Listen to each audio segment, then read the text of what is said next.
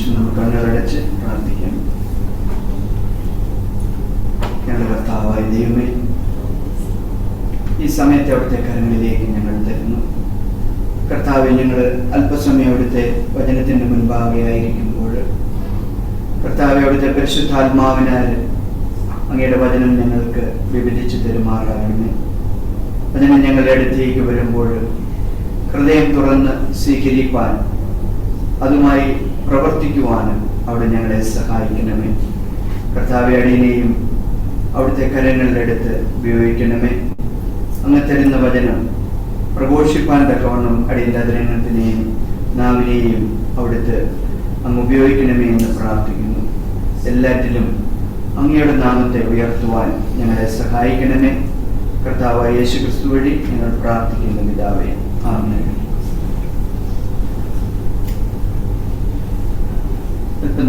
നേരത്തെ വചന ചിന്തയ്ക്കായിട്ട് മർക്കോസിന്റെ സുവിശേഷം അതിന്റെ 11-ാം അധ്യായം 22 മുതൽ 24 വരെയുള്ള വാക്യങ്ങൾ നമുക്ക് വായിക്കാം. യേശു അവരോട് ഉത്തരം പറഞ്ഞത്, ദൈവത്തിൽ വിശ്വാസം ഉള്ളവരായിരിക്കുമേ. ആരെങ്കിലും തന്റെ ഹൃദയത്തിൽ സംശയിക്കാതെ താൻ പറയുന്നത് സംഭവിക്കും എന്ന് വിശ്വസിച്ചുകൊണ്ട് ഈ മലയോട് നീ നീങ്ങി കടലിൽ ചാടി പോവുക എന്ന് പറഞ്ഞാൽ അവൻ പറഞ്ഞതുപോലെ സംഭവിക്കും എന്ന് ഞാൻ സത്യമായിട്ട് നിങ്ങളോട് പറയുന്നു. അതുകൊണ്ട് നിങ്ങൾ പ്രാർത്ഥിക്കുമ്പോൾ യാചിക്കുന്നതൊക്കെയും ലഭിച്ചു എന്ന് വിശ്വസിക്കുവിൻ. എന്നാൽ അത് നിങ്ങൾക്കുണ്ടാകും എന്ന് ഞാൻ നിങ്ങളോട് പറയുന്നു.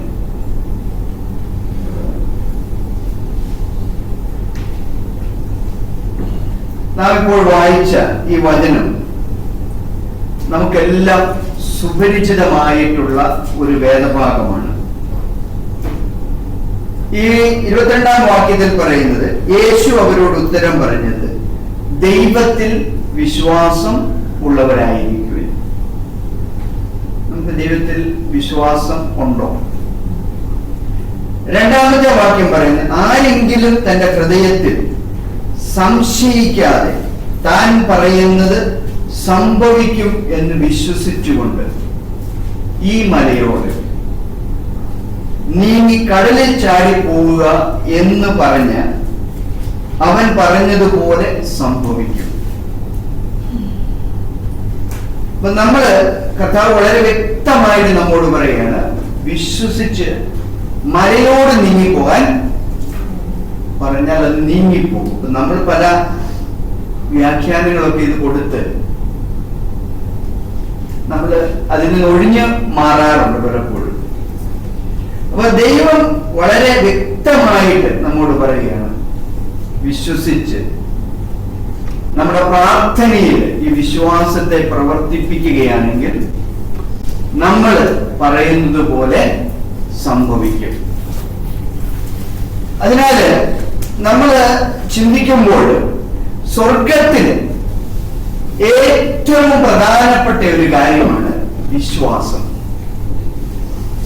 അപ്പൊ സ്വർഗത്തിലെ ഏറ്റവും പ്രധാനപ്പെട്ട കാര്യമാണ് വിശ്വാസം. കാരണം സ്വർഗത്തിൽ പറയുന്നത് എല്ലാം അതെ എന്നും ഊവ് എന്നുമാണ്. അതിലൊരു വ്യത്യാസവും ഇല്ല. ദൈവം പറയുന്നതിന് യാതൊരു വ്യത്യാസവും ഇല്ല. ദൈവം ഉണ്ടാകട്ടെ എന്ന് പറഞ്ഞു കഴിഞ്ഞാൽ ഉണ്ടാവും. ദൈവം പറയുന്നത് പോലെ തന്നെ നടക്കും. ദൈവത്തിന് അതേക്കുറിച്ച് ഒരു സംശയവും ഇല്ല. ഉണ്ടോ? ഇല്ല.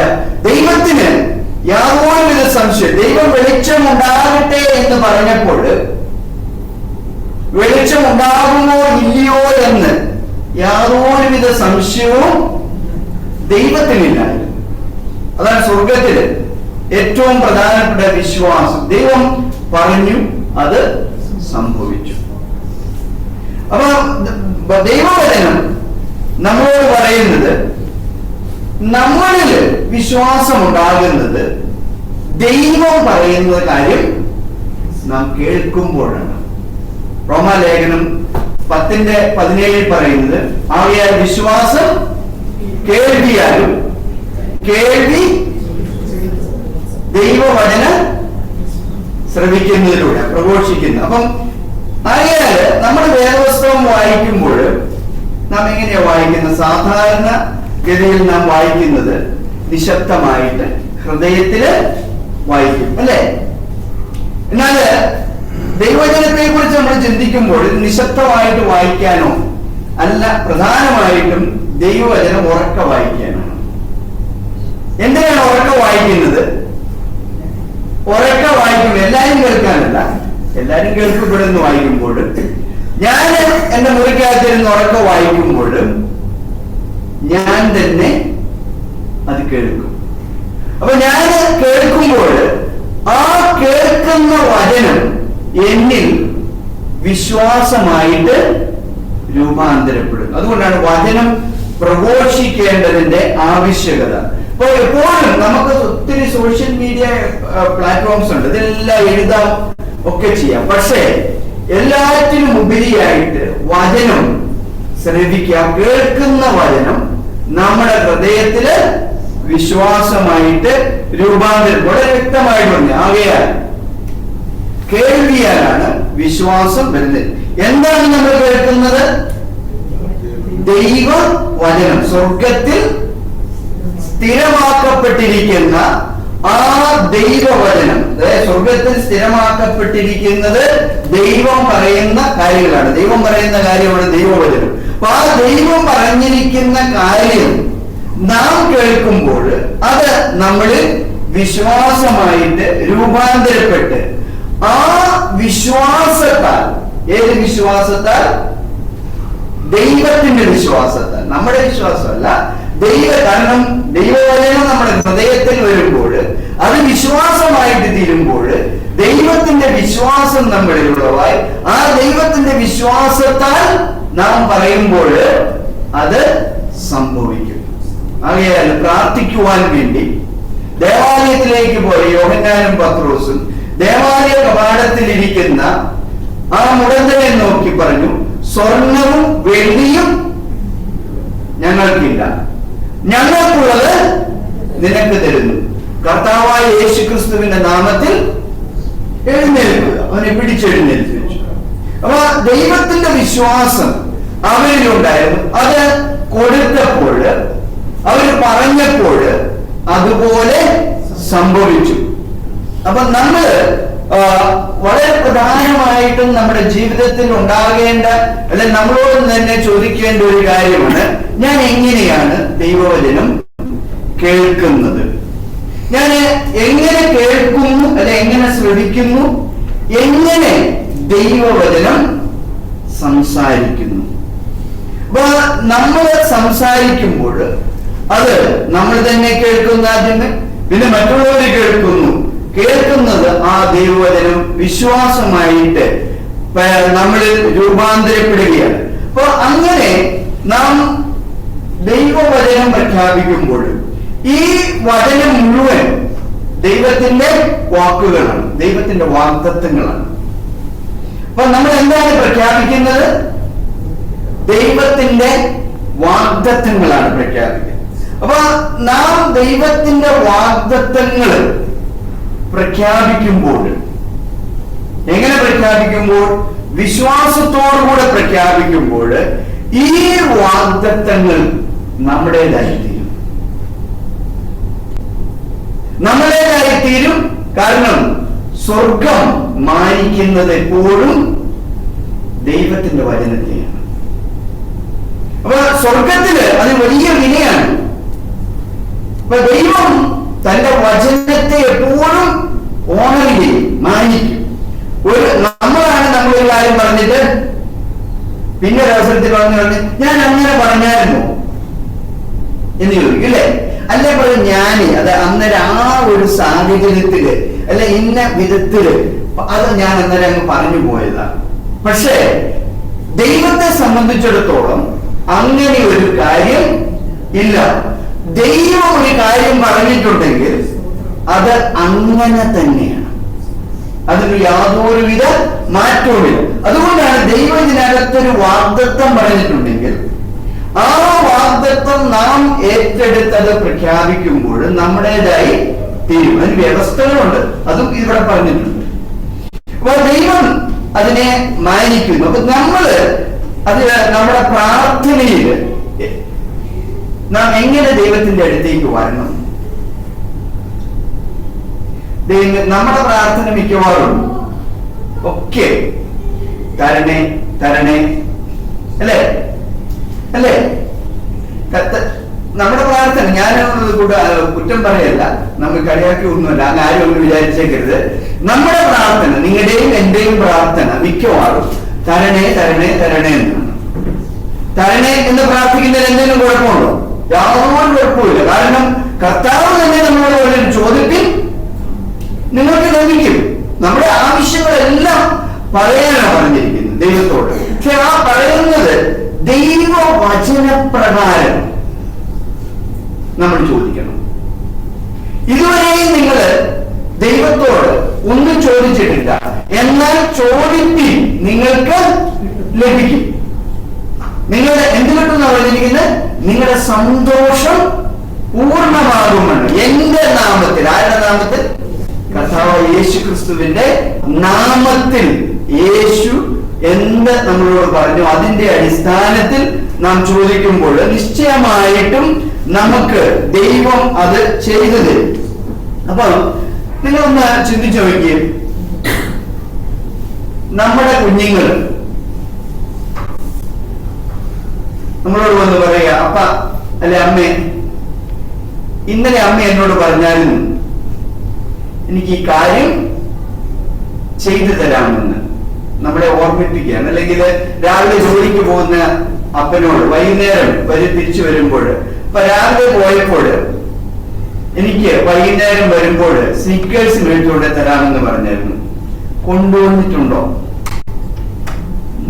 അവനത് ഓർത്തല്ലേ, ആ കൊച്ചത് ഓർത്തിരുന്ന് ചോദിക്കുമ്പോൾ അപ്പൻ ദുഃഖമാണോ ദേഷ്യമാണോ വരുന്നത്? എന്തായിരിക്കും? നിങ്ങൾ ഇവിടെ ഇരിക്കുന്ന അങ്ങനെ ഒരു അനുഭവമൊന്നുമില്ലേ? ഏതൊരു പിതാവിനാണേലും മാതാവിനാണേലും സന്തോഷം തോന്നും അല്ലേ? ഞാൻ അവനോട് പറഞ്ഞ കാര്യം അല്ലെ അവരോട് പറഞ്ഞ കാര്യം ഓർത്തിരിപ്പുണ്ടല്ലോ, അത് ചോദിച്ചല്ലോ. അപ്പനോടും അമ്മയോട് ഓർമ്മിപ്പിക്കുമ്പോൾ അവരത് മറന്നു പോയിട്ടുണ്ടെങ്കിൽ തീർച്ചയായിട്ടും അത് നല്ല മാതാപിതാക്കളാണെങ്കിൽ പറഞ്ഞ കാര്യം സാധിച്ചു കൊടുക്കും. അപ്പൊ അങ്ങനെയാണെങ്കിൽ ദൈവം നമ്മളോടൊരു കാര്യം തരാമെന്ന് പറഞ്ഞിട്ടുണ്ടെങ്കിൽ, ചെയ്യാമെന്ന് പറഞ്ഞിട്ടുണ്ടെങ്കിൽ, ആ പറഞ്ഞ കാര്യം നാം ദൈവത്തോട് ദൈവം പറഞ്ഞതിന് പ്രകാരം ആ ദൈവം പറഞ്ഞ വാക്കുമെടുത്ത് ദൈവത്തിന്റെ അടുത്തേക്ക് ചെല്ലുമ്പോൾ ദൈവം അത് ചെയ്യാതിരിക്കുമോ? ചെയ്യാതിരിക്കുമോ? ഒന്ന് ചിന്തിച്ചു നോക്കിയേ. ദൈവത്തിന് മറവിയൊന്നുമില്ല, ഉണ്ടോ? ദൈവം ഇന്നലെയും ഇന്നും എന്നേക്കും ഒരുപോലെയാണ്, അതുകൊണ്ട് മാറ്റമൊന്നുമില്ല. ഇന്നലെ എനിക്ക് 30 വയസ്സായി, ഇന്ന് 60 വയസ്സായി, അതുകൊണ്ട് എനിക്ക് ഇച്ചിരി ഓർമ്മ കുറവാണ്, അങ്ങനെയൊന്നും ദൈവത്തിന്റെ സമയവും കാലവും ഒക്കെ നമുക്ക് ഉള്ളൂ. അപ്പൊ ദൈവത്തിന് മാറ്റങ്ങളില്ലാത്ത ദൈവമായതുകൊണ്ട് ദൈവം പറഞ്ഞ കാര്യവുമായി തന്റെ മക്കള് ആ പിതാവിന്റെ അടുത്തേക്ക് ചെല്ലുമ്പോൾ ദൈവത്തിന് അത് സന്തോഷമുള്ള കാര്യമാണ്. അതുകൊണ്ടാണ് ലൂക്കോസിന്റെ സുവിശേഷത്തില് യേശു പറഞ്ഞത്, ഏതൊരപ്പനാണ് മകൻ മീൻ ചോദിച്ചാൽ പാമ്പിനെ കൊടുക്കുക, അപ്പൻ ചോദിച്ചാൽ കല്ലിനെ കൊടുക്കുവോ? എങ്കിൽ എത്രയധികമായി നിങ്ങളുടെ സ്വർഗസ്ഥനായ പിതാവ് തന്നോട് പരിശുദ്ധാത്മാവിനെ ചോദിക്കുന്നവന് കൊടുക്കാതിരിക്കുമെന്നാണ് പറഞ്ഞിരിക്കുന്നത്, കൊടുക്കുമെന്നാണ് പറഞ്ഞത്. അപ്പൊ നമ്മള് ദൈവത്തോട് ദൈവം പറഞ്ഞ കാര്യങ്ങൾ ചോദിക്കുമ്പോൾ നിശ്ചയമായിട്ടും ദൈവം അത് നിശ്ചയമായിട്ടും നമുക്ക് തരിക തന്നെ ചെയ്യും. പക്ഷേ ഈ കാര്യത്തോട് നമുക്ക് എന്തുണ്ടായിരിക്കണം? ദൈവം പറഞ്ഞ വചനപ്രകാരം ആ വചനവുമായിട്ട് നമ്മൾ വരണം. ദൈവത്തിന്റെ വിശ്വാസവുമായിട്ട് നമ്മള് ദൈവസന്നിധിയിലേക്ക് കടന്നു വരണം. ഉൽപ്പത്തി പുസ്തകം 2-ാം അധ്യായത്തില് അതിന്റെ 15ഉം 17ഉം വാക്യങ്ങൾ വായിക്കുമ്പോൾ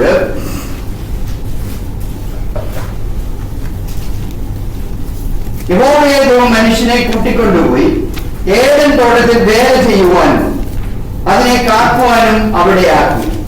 യഹോവയായ ദൈവം മനുഷ്യനോട് കൽപ്പിച്ചതെന്തെന്നാൽ, തോട്ടത്തിലെ സകല വൃക്ഷങ്ങളുടെയും ഫലം നിനക്ക് ഇഷ്ടം പോലെ തിന്നാം, എന്നാൽ നന്മതിന്മകളെ കുറിച്ചുള്ള അറിവിന്റെ വൃക്ഷത്തിന്റെ ഫലം തിന്നരുത്, തിന്നുന്ന നാളിൽ നീ മരിക്കും. ഇതാണ് ദൈവം മനുഷ്യനോട് പറഞ്ഞത്. അപ്പൊ ഇവിടെ ദൈവത്തിന്റെ വാക്കുകളാണ്. അപ്പൊ ഈ തോട്ടത്തില് അനേക വൃക്ഷങ്ങളുണ്ടായിരുന്നു, ജീവന്റെ വൃക്ഷം ഉണ്ടായിരുന്നു, എന്നാൽ നന്മ തിന്മകളെ കുറിച്ചുള്ള വൃക്ഷത്തിന്റെ ഫലം തിന്നരുത്. അപ്പൊ ഇവിടെ വിഷയം എന്താണ്? ആദ്യത്തെ ഹവ്വായെ സംബന്ധിച്ചിടത്തോളം ദൈവം പറഞ്ഞു നന്മ തിന്മകളെ കുറിച്ചുള്ള വൃക്ഷത്തിന്റെ ഫലം തിന്നരുത്, ബാക്കി എല്ലാ വൃക്ഷത്തിന്റെയും ഫലം തിന്നാം. തോട്ടം അവർ സൂക്ഷിക്കണം. ഈ തോട്ടം സൂക്ഷിക്കണം എന്ന് പറയുമ്പോൾ അതിന്റെ അർത്ഥം എന്താണ്? ഒരു ശത്രു ഉണ്ട് അല്ലേ? സൂക്ഷിക്കേണ്ട ആവശ്യമുണ്ട്. ഇപ്പൊ ഇവിടെ സാമ്പ്രദർ കുടുംബമായിട്ട് എവിടെയെങ്കിലും യാത്ര പോയി വിചാരിച്ചു അല്ലെ, ഇവിടുത്തെ ഒരാളെ കൊണ്ടുവന്ന് ഏൽപ്പിച്ചിട്ട്, ഉത്തരവാദിത്വം ഏൽപ്പിച്ചിട്ട് ജിബിയോട് പറയാണ്, ജിബി ഇത് സൂക്ഷിച്ചേക്കണം, ജിബി പറഞ്ഞ് ജിബിക്ക് പാടം അപ്പൊ ഇത് സൂക്ഷിക്കണം എന്ന് പറഞ്ഞ് പോകുമ്പോൾ എന്തിനാണ്? ഇവിടെ ഒരു ശത്രുവില്ല, യാതൊരു പ്രശ്നവുമില്ല, ആരും കടന്നു അങ്ങനെ ഒരു ആവശ്യമുണ്ടോ? ഉണ്ടോ? ഇല്ല. അപ്പൊ ഒരു ശത്രുവുണ്ട്, അത് വീണ്ടും പോയ പിശാച്. അപ്പൊ ആ പിശാച് ഉണ്ട് എന്നുള്ളത് കൊണ്ടാണ് തോട്ടം സൂക്ഷിപ്പാനും ദൈവം പറഞ്ഞു തോട്ടം സൂക്ഷിക്കുകയും നിങ്ങൾ നന്മ തിന്മകളെ കുറിച്ചുള്ള വൃക്ഷത്തിന്റെ ഫലം തിന്നരുത്, ജീവന്റെ വൃക്ഷത്തിന് തിന്നരുതെന്ന് പറഞ്ഞു ഇല്ല.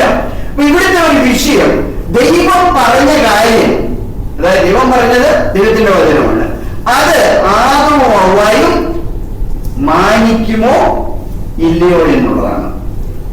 ദൈവം പറഞ്ഞ കാര്യം ഓണർ ചെയ്യുകയോ ഇല്ലയോ എന്നുള്ളത്. അപ്പൊ ഇവിടെ ഇങ്ങനെയുള്ള ഈ ഒരു സാഹചര്യത്തിലേക്കാണ് പിശാച് കടന്നു വരുന്നത്. 3-ാം അധ്യായത്തിൽ പറയുന്നത് പാമ്പ് എന്നാണ്, സെർപ്പന്റ്.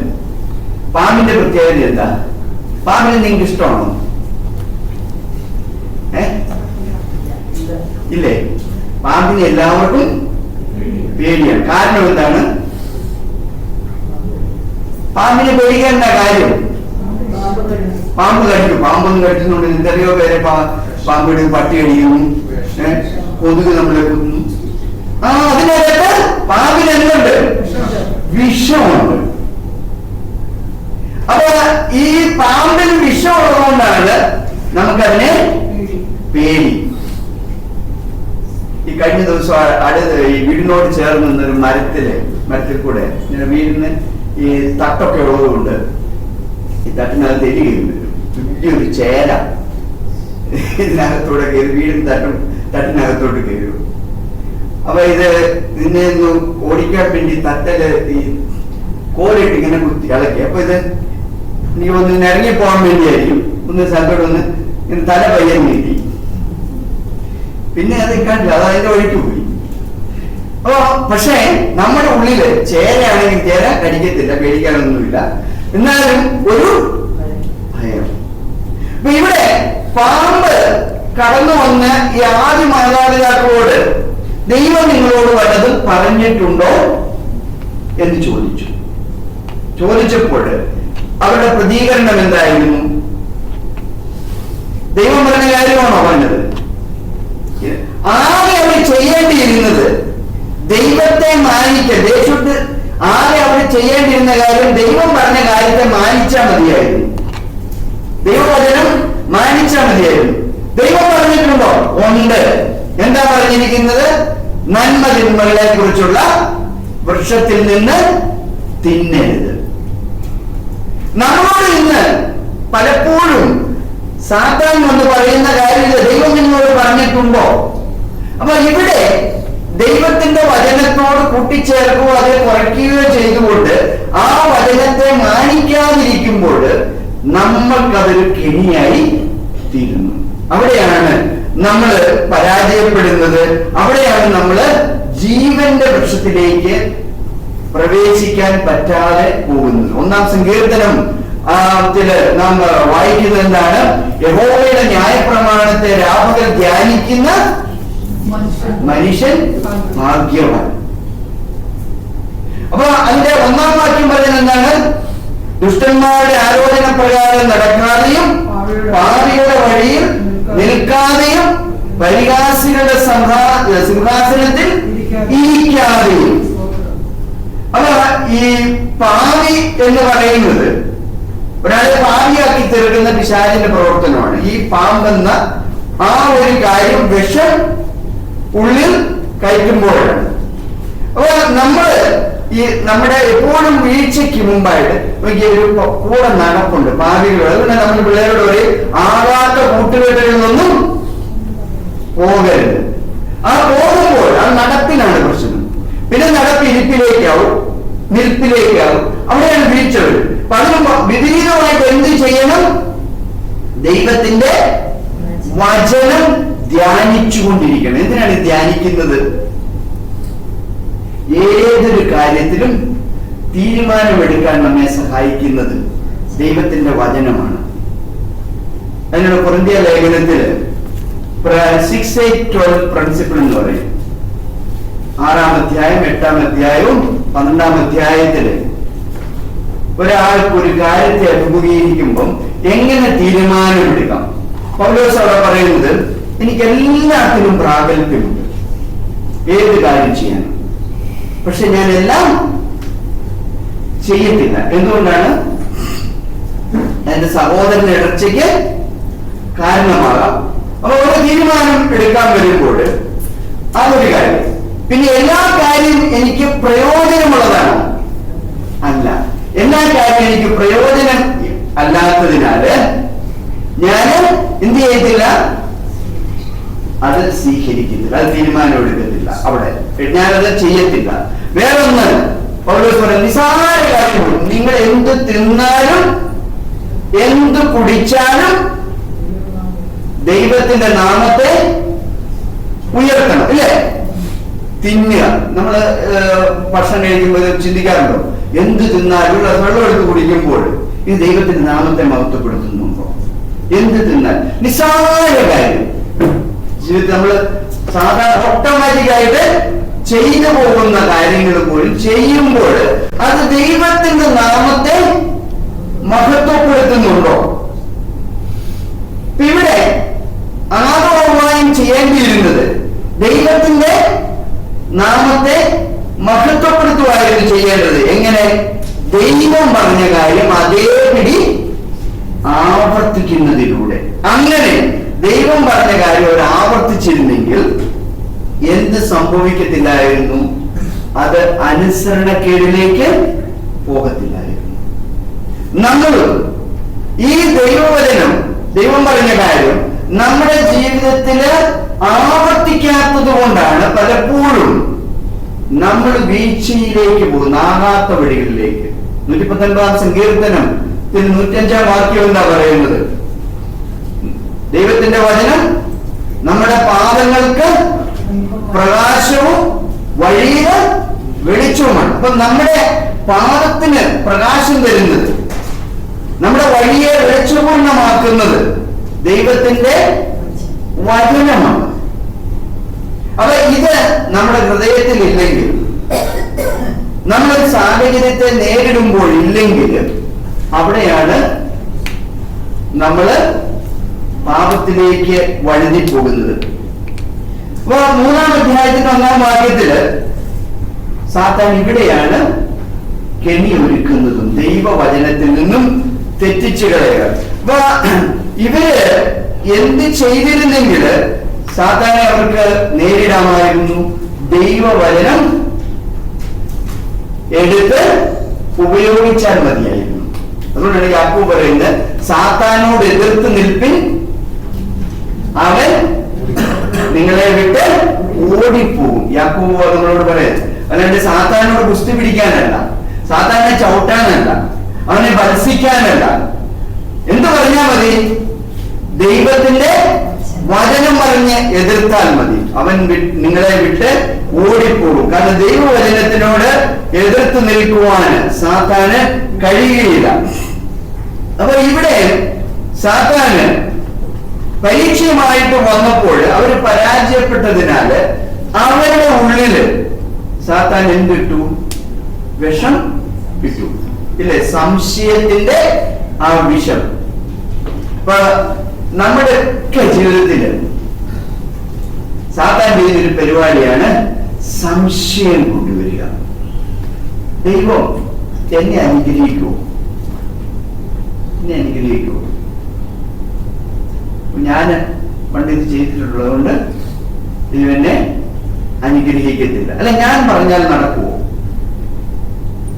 നാം ഇന്ന് മർക്കോസിന്റെ സുവിശേഷത്തിൽ നിന്ന് യേശു പറഞ്ഞു, നിങ്ങൾ വിശ്വാസത്തോടുകൂടി മലയോട് പറഞ്ഞാൽ പോലും ആ മല നീങ്ങിപ്പോകും. പക്ഷേ നമ്മൾ മലയോട് പറയാൻ ധൈര്യപ്പെടുവോ? പറയോ? കാരണം നമുക്ക് സംശയമുണ്ട്. അതാണ് അതിന്റെ സാധാരണ ഏറ്റവും വലിയ തന്ത്രമാണ്. നമ്മൾ മല പോകട്ടെ, നിസാര കാര്യങ്ങളോടുകൂടി നമുക്ക് പറയാൻ ഒരു ഉൾഭയം ഉണ്ടാകും. പ്രാർത്ഥിക്കാൻ പറഞ്ഞാൽ, രോഗിക്ക് വേണ്ടി പ്രാർത്ഥിക്കാൻ പറഞ്ഞാൽ, ഒരാളെ അനുഗ്രഹിക്കാൻ പറഞ്ഞാൽ എല്ലാം നമുക്ക് പേടിയാണ്. ഞാൻ ചെയ്താൽ ശരിയാ, സംശയമാണ്. അപ്പൊ ഇത് നമുക്ക് വലിയ പ്രശ്നം ഉണ്ടാകും. അപ്പൊ അങ്ങനെ വീണുപോയ ഇന്ന് നാം കർത്തൃമേശയിൽ കേട്ട ആ ഭാഗത്തിൽ നമ്മൾ കാണുന്നത് ഇവരുടെ വിശ്വാസത്തിൽ നിന്നും വീണപ്പോൾ ദൈവത്തിന്റെ വചനത്തെ മാനിക്കാതെ അവര് അനുസരണക്കേടിലേക്ക് പോയപ്പോൾ ദൈവം അവരെ പുറത്താക്കി.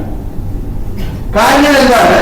അവര് വീണപ്പോൾ തന്നെ അവരുടെ ജീവിതത്തിലേക്ക് മരണം കടന്നു വന്നു. ആത്മീയ മരണം കടന്നു വന്നു. രോഗം അവരെ ബാധിച്ചു. നമ്മൾ ഇന്ന് കാണുന്ന എല്ലാ കഷ്ടതയും ഈ വീഴ്ചയുടെ ഫലമാണ്. അതിനാൽ ദൈവം എന്ത് ചെയ്തു? അവരെ പുറത്താക്കി. അത് നമ്മൾ ഒരു ചെറിയ തെറ്റിയെന്തെങ്കിലും ദൈവം ഇത്ര ശിക്ഷിക്കാനുണ്ടോ? എന്തുകൊണ്ടായിരിക്കും ദൈവം അവരെ പുറത്താക്കിയത്? കർത്തൃമേശത്തിന്റെ സാമ്പ്രദായം എക്സ്പ്ലനേഷൻ തന്നെ എത്ര പേര് കേട്ടെന്നറിയാലോ. ജീവന്റെ വൃക്ഷത്തിങ്കിലേക്ക് കൈ നീട്ടാതിരിക്കാൻ, അവർ ഭക്ഷിക്കാതിരിക്കാൻ. ഭക്ഷിച്ചാൽ എന്ത് സംഭവിക്കും? പാപത്തില് ഈ പാപം എന്ന് പറയുന്നത് രോഗം, നമുക്ക് ക്യാൻസർ, നമുക്ക് ലിവറിന്റെ പ്രോബ്ലം, നമുക്ക് പട്ടിണി, ദാരിദ്ര്യം, ഇങ്ങനെ എല്ലാവിധ കഷ്ടതയിലും നാം എന്നേക്കും ജീവിക്കും വിടുതലില്ലാതെ. അപ്പൊ അതുകൊണ്ട് ദൈവം എന്ത് ചെയ്തു? മനുഷ്യനെ അവിടെ നിന്നും പുറത്താക്കി. ദൈവത്തിന്റെ സ്നേഹമാണ്, ദൈവത്തിന്റെ കരുണയാണ് നിങ്ങളോടും എന്നോടും. അല്ല, നമ്മളോട് എന്തുമാത്രം സ്നേഹമുള്ളത് കൊണ്ടാണ് എന്റെ മക്കൾ ഇതില് എന്നേക്കും ആയി പോകരുത്. അതുകൊണ്ട് അവരെ മാറ്റി നിർത്തി ദൈവം തന്നെ ഒരു പദ്ധതിയും ഒരുക്കി ഇതിൽ നിന്ന് നമ്മെ വിടിവിക്കുവാനായിട്ട്. അപ്പൊ ഒന്ന് നിങ്ങൾ ഭാവിയിൽ ഒന്ന് ചിന്തിച്ചു നോക്കി. എന്നേക്കും ഈ ഒരു അവസ്ഥയിൽ നമ്മൾ ജീവിക്കുകയാണെങ്കിൽ നമ്മുടെ അവസ്ഥയെ കുറിച്ച് നമ്മൾ ചിന്തിച്ചു നോക്കി. അപ്പൊ ഇത് നമ്മൾ ചിന്തിക്കുമ്പോൾ അപ്പൊ ദൈവം ചെയ്ത വലിയ ഒരു കരുണയാണ് നമ്മളോട്. ഇനി ദൈവം നമ്മളെ പുറത്താക്കിയിട്ട് ഈ ജീവന്റെ വർഷത്തിലേക്ക് ഇനി പ്രവേശിക്കാതിരിക്കാൻ വേണ്ടി അവിടെ കാവലും ഏർപ്പെടുത്തി. ഇപ്പോൾ ജീവന്റെ വൃക്ഷം സ്വർഗത്തിലാണുള്ളത്, അല്ലെ? പാരഡൈസിലാണ്. അപ്പൊ അത് നമ്മൾ ഇന്ന് കേട്ടു. വെളിപ്പാട് പുസ്തകത്തില് അത് ദൈവത്തിന്റെ സിംഹാസനത്തിൽ നിന്ന് പുറപ്പെടുന്ന നദിയുടെ ഇരുവശത്തും ജീവവൃക്ഷം ഉണ്ടായിരുന്നു. അപ്പൊ ഈ ജീവന്റെ വൃക്ഷം പൂർണ്ണമായിട്ടും ദൈവം സ്വർഗത്തിലേക്ക് കൊണ്ടുപോകും. ഇനി നമുക്ക് ഇതിൽ നിന്ന് ഇപ്പോൾ ഭക്ഷിക്കാൻ എന്തെങ്കിലും മാർഗമുണ്ടോ? ഉണ്ടോ? എങ്ങനെ ഭക്ഷിക്കും? ദൈവത്തിന്റെ വചനത്തിൽ, ദൈവത്തിന്റെ വചനപ്രകാരം നാം ദൈവത്തിന്റെ വചനത്തെ ഏറ്റുപറഞ്ഞ് ഈ വിഷയങ്ങളെ നമുക്ക് നേരിടാൻ കഴിയും. ഇന്നും നമ്മള് സദൃശവാക്യത്തിലേക്ക് വരുമ്പോൾ അതിന്റെ 15-ാം അധ്യായം 4-ാം വാക്യം വായിക്കുന്നത്, സദൃശവാക്യം 15-ാം അധ്യായം എന്റെ 4-ാം വാക്യം നമുക്കൊന്ന് വായിക്കാം.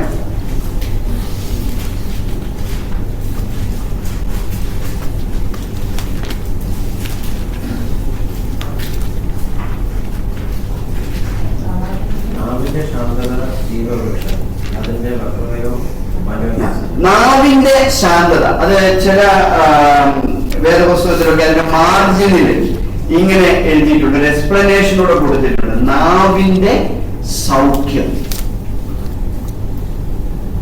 യാക്കോബിന്റെ ലേഖനത്തിൽ 3-ാം അധ്യായത്തില് പറയുന്നത് നാവ് വലിയ ഒരു പ്രശ്നമാണ്.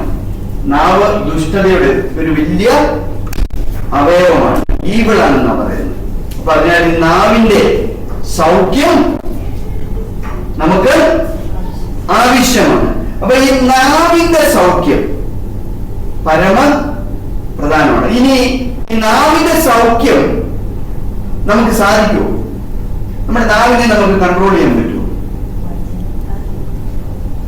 നാവിനെ നമുക്ക് കൺട്രോൾ ചെയ്യാൻ പറ്റുമോ? എല്ലില്ലാത്തൊരു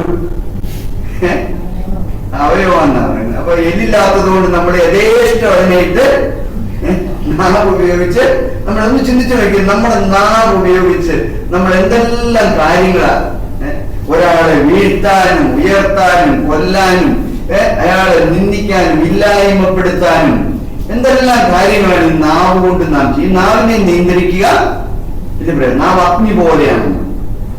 എന്നാൽ ഈ നാവിനെ നമുക്ക് പരിശുദ്ധാത്മാവിനാലും ദൈവവചനത്താലും നിയന്ത്രിക്കാൻ കഴിയും. നമുക്ക് പറ്റത്തില്ല. ദൈവത്തിന്റെ ആത്മാവിന് ദൈവവചനത്താൽ. സദൃശവാക്യം പറയുന്നത് 18-ാം അധ്യായത്തിലാണ്. സദൃശവാക്യത്തിൽ പറയുന്നത് നമ്മൾ 13-ാം അധ്യായത്തില് നമ്മുടെ അധരബലം നമ്മൾ ഭക്ഷിക്കുമെന്നാണ്. നാം എന്ത് പ്രഖ്യാപിക്കുന്നു അത് നമ്മൾ ഭക്ഷിക്കും. What you proclaim with your lips you will eat. വളരെ വ്യക്തമായി പറയും, നമ്മൾ എന്ത് പ്രഖ്യാപിക്കും. അപ്പൊ നമ്മള് ദൈവവചനം പ്രഖ്യാപിക്കുന്നവരായി തീരുകയാണെങ്കിൽ നമുക്കൊരു ധാരണയുണ്ട്, ഈ പുൾപിറ്റിൽ അല്ലെങ്കിൽ പ്രസംഗപീഠത്തിൽ വന്ന് പ്രസംഗിക്കുന്നവരാണ് എന്ത് ചെയ്യുന്നത്? വചനം പ്രഘോഷിക്കുന്നത്. അങ്ങനെയല്ല, നമ്മളെല്ലാവരും എപ്പോഴും എന്തുണ്ടായിരിക്കണം? വചനം പ്രഖ്യാപിക്കുന്നവരായിരിക്കണം. അതായത് നമ്മുടെ വീട്ടിലാണെങ്കിലും നമ്മുടെ അടുക്കളയിലാണെങ്കിലും നമ്മുടെ ജോലിസ്ഥലത്താണെങ്കിലും നമ്മൾ എപ്പോഴും ദൈവവചനം നമ്മുടെ നാവിന്മേൽ ഉണ്ടായിരിക്കണം. അതുകൊണ്ടാണ് പറഞ്ഞത്, യഹോവയുടെ ന്യായപ്രമാണത്തെ രാപകൽ ധ്യാനിക്കുന്ന മനുഷ്യൻ ഭാഗ്യവാൻ. യോശുവയുടെ പുസ്തകം 1-ാം അധ്യായം 8-ാം വാക്യത്തിൽ പറയുന്നത്, ഞാൻ ഇന്ന് നിന്നോട് ആജ്ഞാപിക്കുന്ന ഈ വചനങ്ങള് നിന്റെ നാവിൽ നിന്ന് വിട്ടുമാറരുത്. നീ അത് പ്രമാണിച്ച് നടക്കേണ്ടതിന് അതിനെ രാവും പകലും ധ്യാനിക്കുക. രാവും പകലും ധ്യാനിച്ചു കഴിഞ്ഞാൽ എന്ത് സംഭവിക്കും? നമ്മുടെ ജീവിതത്തിന്റെ ഭാഗമായി ഇല്ലേ? നമ്മൾ അതിനാൽ നിറയോ? ഇല്ല, മലയാളത്തിൽ ഇങ്ങനെ ഒരു പഴഞ്ചൊല്ലുണ്ട്, ഒരുവനെ തന്നെ നനച്ചിരുന്നാൽ വരുന്നതെല്ലാം അവനെന്ന് തോന്നിയിട്ടുണ്ട്. ഒരുവനെ തന്നെ. അപ്പൊ നമ്മൾ എപ്പോഴും നനയ്ക്കുന്നത് ദൈവവചനമാണെങ്കിലോ നമ്മുടെ വായിൽ നിന്ന് കാണാത്തത് വരുവോ? നമ്മുടെ ഹൃദയത്തിൽ നിന്ന് വരുവോ? ഒരു സാഹചര്യത്തെ അഭിമുഖീകരിക്കുമ്പോൾ. അപ്പൊ അതുകൊണ്ട് നമ്മൾ ഒന്ന് ചിന്തിക്കേണ്ടിയിരിക്കും. ഞാൻ പ്രഖ്യാപിക്കുന്നത് എന്റെ അധരം കൊണ്ട് ഞാൻ പ്രഖ്യാപിക്കുന്നത്, ആ പ്രഖ്യാപിക്കുന്നതാണോ ഞാൻ ഇന്നലെ ഞാൻ പ്രഖ്യാപിച്ചതാണോ ഇന്ന് ഞാൻ ഭക്ഷിക്കുന്നത്? നമുക്ക് ഒന്നെങ്കിൽ നമ്മുടെ ജീവിതത്തില് മലകളെ പണിതുയർത്താം, അല്ലെ മലകളെ നീക്കിക്കളയാം നമ്മുടെ വാക്കുകൊണ്ട്. ഏതെല്ലാം വിധത്തിലാണെന്ന് ചിന്തിച്ചു വയ്ക്കും. നമ്മളോട് ആരെങ്കിലും സുഖമാണോ ബ്രദറെ, സഹോദരൻ എന്ന് ചോദിക്കും, നമ്മൾ എന്തായിരിക്കും പറയുന്നത്? നമ്മുടെ സ്വാഭാവികമായിട്ടുള്ള നമ്മുടെ പ്രതികരണം എന്തായിരിക്കും? എനിക്ക് അമിത് ബ്രദറെ സുഖമാണ്, എന്തോ ഒരു സുഖമാണ് ആശിം ബ്രദറെ, ആ പടി എനിക്ക് അവിടെ വേദന ഇവിടെ വേദന. അല്ലെങ്കിൽ വേറെന്തെങ്കിലും കാര്യം പറഞ്ഞു, അല്ല എങ്ങനെയുണ്ട് നിങ്ങളുടെ സാമ്പത്തിക കാര്യം? യോ പട്ടിണിയാണ്. ശരിയായിരിക്കും, ഞാൻ കൂലിപ്പണിക്ക് പോകുന്ന വ്യക്തി, എന്താ ദൈവം എനിക്ക് ഇന്നത്തേക്ക് തന്നോ? അനുഗ്രഹത്തിന്റെ വചനം. ഞാൻ എപ്പോഴും ദൈവത്തിന്റെ വചനമാണ് പറയുന്നതെങ്കിൽ എനിക്കൊന്നെങ്കിൽ മലയെ പണിതുയർത്താം, അല്ലെങ്കിൽ അതിനെ നീക്കിക്കളയാം. അത് നമ്മളാണ് തീരുമാനിക്കുന്നത്. അതുകൊണ്ടാണ് കർത്താവ് പറഞ്ഞത്, വിശ്വാസത്തോടുകൂടെ നിങ്ങൾ ഇത് ഈ മലയോട് നീങ്ങിപ്പോകാൻ പറഞ്ഞാൽ നീങ്ങിപ്പോകും. നമ്മുടെ മുൻപിൽ ഉയർന്നു വരുന്ന കാര്യം, ചില കാര്യങ്ങളൊക്കെ ലോകത്തിലുണ്ട്. നമ്മൾ ഈ ലോകത്തിലൂടെ യാത്ര ചെയ്യുമ്പോൾ രോഗങ്ങളുണ്ട്, നമ്മൾ പ്രായമാകും, മുട്ടിന് വേദന വരും, ഇതെല്ലാം ഉണ്ട്. പക്ഷേ അതിനെയെല്ലാം മല പോലെ ആക്കാതെ നീക്കിക്കളയാൻ നമുക്ക് കഴിയണം. നമ്മുടെ ജീവിതത്തിൽ, നമ്മുടെ കുടുംബത്തിലെ പ്രശ്നങ്ങൾ, നമ്മുടെ മക്കളുടെ ജീവിതത്തിൽ നമുക്കൊരു പ്രത്യാശ. ഇവിടെ എല്ലാം നമ്മൾ പ്രഖ്യാപിക്കുന്ന എന്തായിരിക്കണം? ദൈവത്തിന്റെ വചനമായിരിക്കണം. അപ്പൊ ദൈവത്തിന്റെ വചനത്തെ പ്രഖ്യാപിച്ചാൽ, ദൈവത്തിന്റെ വാഗ്ദത്തത്തെ പ്രഖ്യാപിച്ചാൽ, ഇല്ലേ, എനിക്ക് വീട്ടില് എപ്പോഴും എന്നെ അലോസരപ്പെടുത്തുന്ന ഭാര്യയാണുള്ളത്, അതുകൊണ്ട് അങ്ങോട്ട് പോകാൻ തോന്നുന്നത്. അത് ദൈവവചനം പറയുന്നത് എന്താണ്? നല്ല ഭാര്യ വീട്ടില് എന്താണ്? ഒലിവ് വൃക്ഷം പോലെ, അല്ലെ? നിന്റെ മേശയ്ക്കും എന്താ ഒലിവ് വൃക്ഷം, എന്താ ആ വാക്യം എന്താണ്? മുന്തിരിവള്ളി പോലെ ഫലപുഷ്ടമാണ്. എന്തുകൊണ്ട് നമ്മൾ പറയല? അങ്ങനെ നമുക്ക് പറയാനൊരു പ്രയാസമാണ്. നമ്മളൊന്ന് പറഞ്ഞു നോക്കിക്ക്, ഭാര്യയോട് അല്ലെ ഭർത്താവിനോട്, ദൈവം നിന്നെ സ്നേഹിക്കുന്നത് കൊണ്ട് ഞാൻ നിന്നെ സ്നേഹിക്കുന്നു, ആ ദൈവത്തിന്റെ സ്നേഹത്താൽ ഞാൻ നിന്നോട് ക്ഷമിക്കുന്നു. കർത്താവ് നിന്നോട് ക്ഷമിച്ചിരിക്കാൻ ഞാൻ നിന്നോട് ക്ഷമിച്ചിരിക്കുന്നു.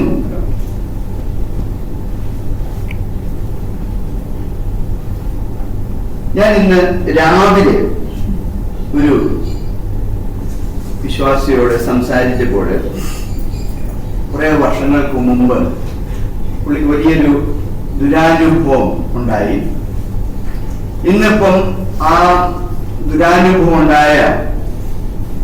ഉണ്ടാക്കി കൊടുത്ത ആളുകൾ അവർക്കൊരു അതേ കാര്യം തന്നെ വേണം. അപ്പൊ പുള്ളിയുടെ നിലപാട്, അന്ന് ഞാൻ ഇത് അനുഭവിച്ചതാണെങ്കിൽ ഇന്ന് അവരിത് അനുഭവിക്കട്ടെ. കുറച്ച് വർഷം മുമ്പ് എന്നെ സാമ്പ്രദൻ എനിക്ക് ഒരു ദ്രോഹം ചെയ്തു. ഇന്ന് സാമ്പ്രദന് അതേ അവസ്ഥയിലാണ് ഞാൻ. പക്ഷെ വിചാരിച്ചാൽ അതങ്ങ് മാറിപ്പോകും. പക്ഷെ എന്നോടത് ചെയ്തതുകൊണ്ട് ഞാനത് പുള്ളി അത് അനുഭവിക്കട്ടെ. ഞാൻ മലയെ ഉയർത്തുകയാണോ മലയെ നീക്കിക്കളയാണോ ചെയ്യുന്നത്? ഇവിടെ മലയെ നീക്കിക്കളയണമെങ്കിൽ നീക്കിക്കളയാം, മലയെ ഉയർത്തണമെങ്കിൽ മലയെ എനിക്ക് ഉയർത്താം. പലപ്പോഴും നമ്മൾ കടന്നു പോകുന്ന മിക്കവാറുമുള്ള പ്രശ്നങ്ങളുടെ കാര്യം എന്താണ്? നമ്മൾ ദൈവവചനം എടുത്തുപയോഗിക്കാതെ, ദൈവത്തിന്റെ വാഗ്ദത്തങ്ങളിൽ വിശ്വസിക്കാതെ അത് ഏറ്റുപറയാൻ, നമ്മുടെ ജീവന്റെ വൃക്ഷത്തിൽ നിന്ന് ഭക്ഷിക്കുന്നതിന് പകരം നന്മതിന്മകളെ കുറിച്ചുള്ള വൃക്ഷത്തിന്റെ ഫലമാണ് ഓരോ ദിവസവും ഭക്ഷിച്ചുകൊണ്ടിരിക്കുന്നത്. അതുകൊണ്ടാണ് പലപ്പോഴും നമ്മുടെ പ്രാർത്ഥനയ്ക്കൊന്നും നമുക്ക് മറുപടി കിട്ടുന്നില്ല എന്നും. കാരണം നമ്മൾ ദൈവ വചനം എടുത്ത് ഉപയോഗിക്കുന്നില്ല. അപ്പൊ ദൈവവചനം നമ്മൾ വാസ്തവമായിട്ടും എടുത്ത് ഉപയോഗിക്കുകയാണെങ്കിൽ നമുക്ക് നമ്മുടെ മുമ്പിൽ ദൈവം വെച്ചിരിക്കുന്ന എന്താണ്? ജീവനും മരണവുമാണ്, അല്ലെ? എന്നിട്ട് ദൈവം തന്നെ പറയുകയാണ്, ഇതാ നിന്റെ മുമ്പിൽ ഞാൻ ജീവനും മരണവും വെച്ചിരിക്കുന്നു, നീ ജീവനെ തിരഞ്ഞെടുത്തുകൊള്ളുക. ഇത് ഇപ്പൊ ഞാന് സാമ്പ്രദത്തിന് മുമ്പിൽ 2 ഗ്ലാസ് കോള കൊണ്ടേ വെച്ചിട്ട് പറയാ, സാമ്പ്രദന ഇതിൽ ഞാൻ വിഷം കലർത്തിയിട്ടുണ്ട്, ഇതില് വിഷമൊന്നുമില്ല, ഇതിലേത് വേണേലും കുടിച്ചു, നീ ഈ വിഷം കലർത്താതെ എടുത്ത് കുടിച്ചു. സാമ്പ്രദന പറയാണ്, ഇല്ല ഞാൻ ഈ വിഷം കലർത്തിയത് കുടിക്കോളെന്ന് പറഞ്ഞാൽ എന്ത് സംഭവിക്കും? നമ്മളോടും നമ്മുടെ ജീവിതത്തിൽ നമ്മളോട് ദൈവം പറയുന്നത്, നിന്റെ മുമ്പിൽ ഞാൻ അനുഗ്രഹം വെച്ചിരിക്കുകയാണ്, ആ അനുഗ്രഹത്തിനുള്ള വഴിയാണ് എന്റെ വചനം, ജീവന്റെ വചനമാണ്. പത്രോസിനോട് പറഞ്ഞു, മറ്റുള്ളവരെല്ലാം കർത്താവിനെ വിട്ടുപോയപ്പോൾ യേശു പറഞ്ഞു പത്രോസിനോട്, ശിഷ്യന്മാർ നിങ്ങൾക്കും വേണേ പോകാം, ഞാൻ തടയുന്നില്ല. പിന്നെ പത്രോസ് എന്താ പറഞ്ഞത്? ഞങ്ങൾ എവിടെ പോകാനാണ് കർത്താവേ? നിന്റെ പക്കല് ജീവന്റെ വചസ്സുകൾ ഉണ്ടല്ലോ. ആ ജീവന്റെ വചനം നമ്മൾ രാപ്പകൽ ഭക്ഷിക്കുകയാണെങ്കിൽ നിശ്ചയമായിട്ടും നമ്മളിൽ ആ ദൈവിക ജീവൻ കവിഞ്ഞൊഴുകും. നമുക്ക് ആ ജീവന്റെ പ്രശ്നത്തിൽ നിന്ന് ഭക്ഷിച്ച് സന്തോഷത്തോടുകൂടി ജീവിക്കുവാൻ കഴിയും. നമുക്ക് നമ്മുടെ ജീവിതത്തിൽ ഒന്ന് പരിശോധിക്കാം. എപ്രകാരമാണ് നമ്മുടെ പ്രാർത്ഥനയില്, അനുദിന ജീവിതത്തില് ഈ ദൈവവചനത്തെ മാനിക്കുന്നത്? ഈ വചനം നമ്മുടെ ജീവിതത്തിൽ വിശ്വാസമായി പരിണമിച്ച് നമ്മൾ മലയോട് നീങ്ങിപ്പോകുവാൻ കൽപ്പിക്കുന്നവരായിരിക്കും, അതോ മലയോട് നാം സൃഷ്ടിക്കുകയാണ് ചെയ്യുന്നത്? പ്രാർത്ഥിക്കാം. ഞങ്ങളുടെ കർത്താവായ ദൈവമേ, രാവിലെ സമയത്ത് അങ്ങേ ഞങ്ങൾക്ക് സഭയായിട്ട് കടന്നു വന്ന് ഒരുമിച്ച് ആരാധിക്കുവാനും കർത്തൃമേശയിലൂടെ കൂട്ടായ്മയെ ആചരിക്കുവാനും അവിടുന്ന് ഞങ്ങളെ അനുഗ്രഹിച്ചു. കർത്താവെ, വചനത്തിൽ നിന്ന് ശ്രവിക്കുവാനുള്ള ഒരു കൃപ അവിടുന്ന് നൽകി. കർത്താവെ, കേട്ട വചനം അധികമായി മുറുകെ പിടിച്ച് അതിനെ രാപ്പകൽ ധ്യാനിച്ച് അവിടുത്തെ വചനത്തിൽ അരുളി ചെയ്തിരിക്കുന്ന വാഗ്ദത്തങ്ങൾ ഞങ്ങളുടേതാക്കി തീർക്കുവാൻ, കർത്താവെ, അവിടുത്തെ ജീവനുള്ള വചനം ഞങ്ങളുടെ ജീവിതത്തില് ഓരോ ദിവസവും ഭക്ഷിക്കുവാൻ, ഈ വചനവുമായി അങ്ങയുടെ അടുത്തേക്ക് കടന്നു വരുവാൻ അവിടെ ഞങ്ങളെ സഹായിക്കണമേ. കർത്താവെ, ഞങ്ങള് കടന്നു വന്ന എല്ലാവരെയും നിന്റെ കരങ്ങളിൽ സമർപ്പിക്കുകയാണ്. നിങ്ങൾ പ്രാർത്ഥിച്ച വിഷയങ്ങൾ അവിടുത്തെ പാദപീഠത്തിൽ സമർപ്പിക്കുന്നു. കർത്താവെ, ഞങ്ങൾ മടങ്ങിപ്പോകുമ്പോൾ അങ്ങിൽ നിന്ന് പ്രാപിച്ചവരായി മടങ്ങിപ്പോകുവാൻ ഞങ്ങളെ സഹായിക്കണമേ എന്ന് ഞങ്ങൾ പ്രാർത്ഥിക്കുന്നു. എല്ലാറ്റിലും അങ്ങയുടെ നാമത്തെ ഉയർത്തുവാൻ ഞങ്ങളെ സഹായിക്കണമേ. കർത്താവായ യേശുക്രിസ്തു വഴി പിതാവെ ഞങ്ങള് അങ്ങയോട് അപേക്ഷിക്കുന്നു. പിതാവായ ദൈവത്തിന്റെ സ്നേഹം, പുത്രന്റെ കൃപയും പരിശുദ്ധാത്മാവിന്റെ കൂട്ടായ്മ സഹവാസം കേട്ട വചനങ്ങളും പ്രാർത്ഥിച്ച എല്ലാ വിഷയങ്ങളും ഉണ്ടാകുമാറാകട്ടെ.